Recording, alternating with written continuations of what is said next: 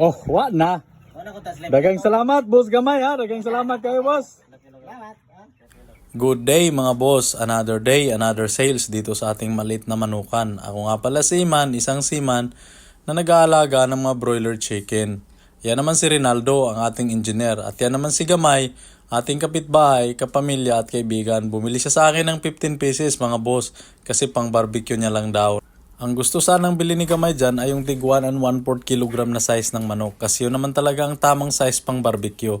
Kaso nabayaran na sa akin yun at ready na i-deliver next day. Kaya ang binigay ko sa kanya yung eksaktong tigwa 1 kilo na lang mga boss. Kinuha naman niya kasi nga pahirapan na sa broiler dito sa area namin dahil nga katatapos lang ng December kaya nagkaubusan talaga ng stock ang mga backyard racer dito mga boss. Ayon, kaya kinikilo talaga namin isa-isa para hindi masagasaan yung mahigit 1 and 1/4 kilo na i-deliver ko sa ibang customer. Ayan, hanggang dito lang muna mga boss. Hanggang sa susunod. Maraming salamat sa panunood.